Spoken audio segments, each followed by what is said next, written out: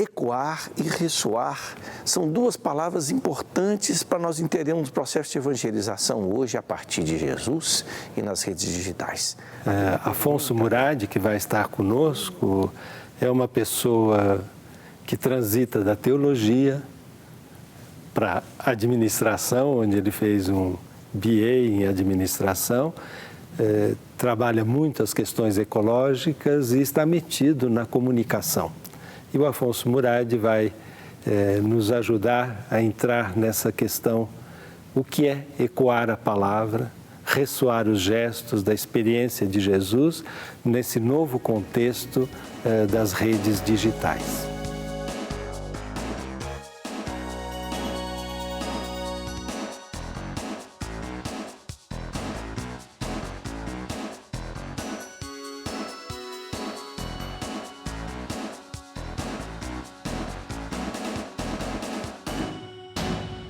Talvez você já tenha feito essa experiência de uma vez subir no alto de uma montanha e do outro lado você vê um despenhadeiro, uma outra montanha e você gritar: "Olá, paz!" E você escutar de novo: "Paz, alô!" Isso se chama eco. O eco é uma experiência sonora que o ser humano lança o som, ele bate num obstáculo que deve estar a mais ou menos 17 metros e volta para você. Diferente é a ressonância. Você está, por exemplo, num quarto, você fala e você sente que uma parte da sua voz retorna. A ressonância é muito importante hoje para uso medicinal. Você vai fazer um exame, você faz uma ressonância magnética. Ecoar e ressoar são duas palavras importantes para nós entendermos o processo de evangelização hoje a partir de Jesus e nas redes digitais. A grande pergunta é: como evangelizar, como difundir a causa de Jesus e do reino de Deus, deixando ecoar as suas palavras e ressoar os seus gestos? Compreendendo também que nós, seres humanos, não somos como uma pedra que a voz vai e volta. A gente ecoa e ressoa interpretando, acrescentando a nossa experiência de vida. 5 critérios a partir do Evangelho. Em determinado momento, Jesus, lá no Sermão da Montanha, diz assim para os seus discípulos: que a luz de vocês brilhe de maneira que os homens e as mulheres, ao ver as boas obras de vocês, glorifiquem o Pai. Mateus 5,16. Brilhar. Uma palavra-chave hoje na sociedade contemporânea. Você vai no shopping, o que mais tem é luz. As vitrines bonitas, cores brancas, cores amarelas, o brilho. O brilho das celebridades, artistas de televisão, padres cantores, jogadores de futebol. E o fascínio que hoje toma conta das igrejas cristãs com a visibilidade. É preciso dar visibilidade. Colocar estádios cheios, fazer concentrações, aparecer. Mas tem uma diferença aí. Qual é a diferença entre essa visibilidade que Jesus fala e essa outra que está aparecendo aí? E que muitas vezes as redes sociais, a internet favorece esse tipo de visibilidade. A visibilidade que Jesus propõe é a visibilidade profética, não é a visibilidade midiática. Visibilidade midiática está centrado num produto, numa pessoa, num personalismo, numa marca. A visibilidade profética aponta para algo que é maior do que ela. E vendo as vossas boas obras, glorifiquem o Pai. Sai da gente mesmo. Então nós somos convidados hoje a sermos sinais dessa visibilidade profética. A visibilidade midiática, ela visa sucesso, vitória, palavra, aliás, que muito usada hoje pelas igrejas cristãs, principalmente de cunho pentecostal.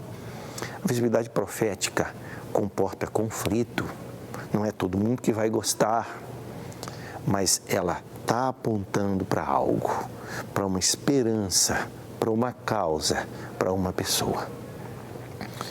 Então eu diria que todo o processo de evangelização, pelas redes sociais, pela internet, utilizando outros recursos e linguagens, tem esse grande foco na pessoa de Jesus e na causa dele, da qual nós fazemos parte, mas o centro não somos nós. Visibilidade profética, não midiática. O segundo critério aparece no texto de Marcos 3,14, que Jesus, a certa altura da sua missão, chama um grupo de discípulos, e depois a gente vai ver que em Lucas 7 também tem discípulas, para estar com ele, para refletir sobre a causa dele e para fazer parte da missão de Jesus. Estar com Jesus. E aqui parece que hoje nós vivemos um certo conflito, porque se diz que a realidade virtual está substituindo a presencial, que os jovens hoje preferem ficar na internet do que conversar com os amigos.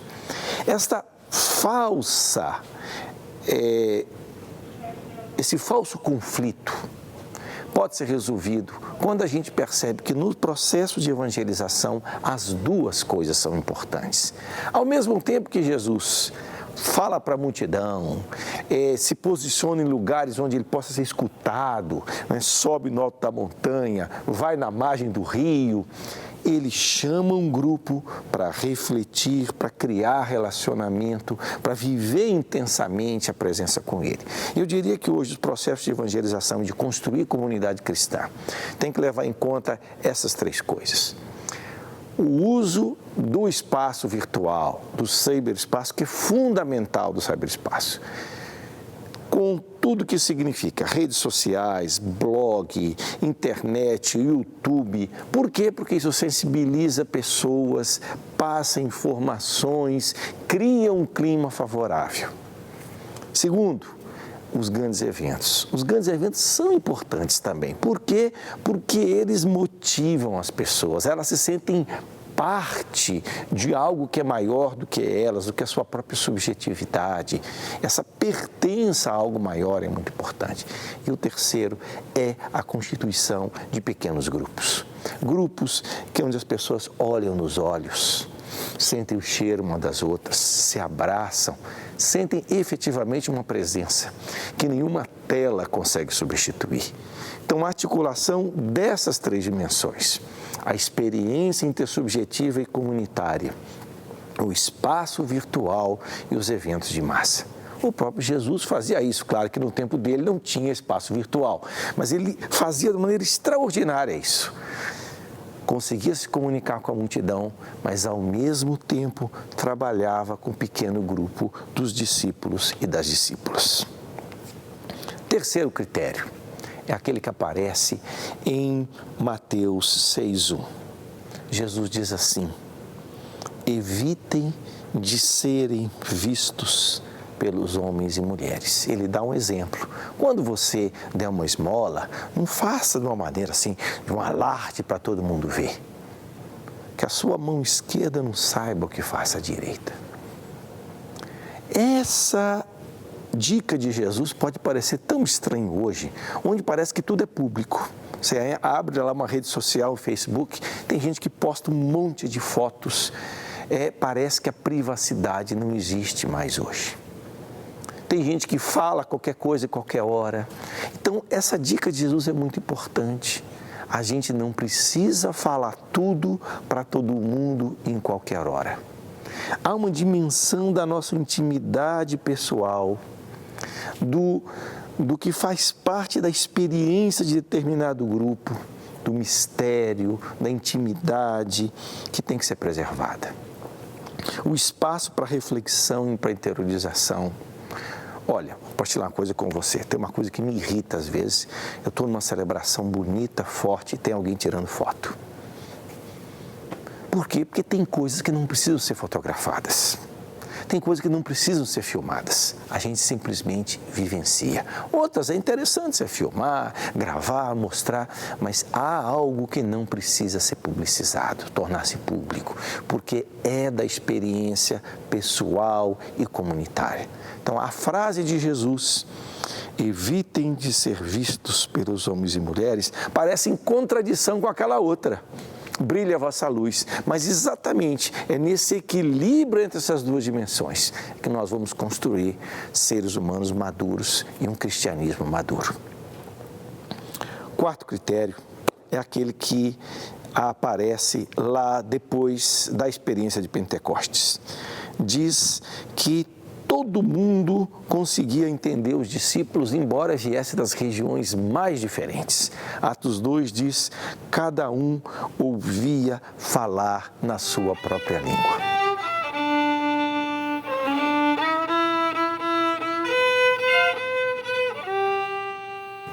E eu creio que a grande oportunidade das redes digitais é essa, é favorecer que as pessoas sejam compreendidas na sua língua.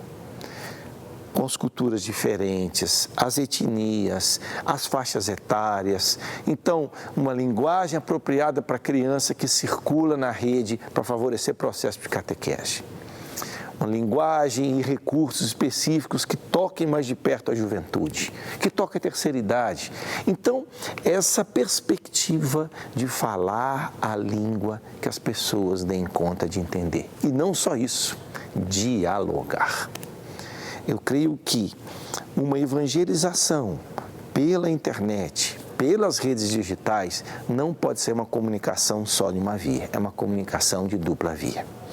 E o último critério é de Mateus 5,37, que Jesus diz que o seu sim seja sim, que o seu não seja não. A gente sabe como nos espaços midiáticos tem tanta coisa que não corresponde à realidade. Para nós é diferente. Para nós cristãos, o que a gente mostra é o que a gente é, o que a gente acredita. Nós não precisamos fabricar nenhuma realidade.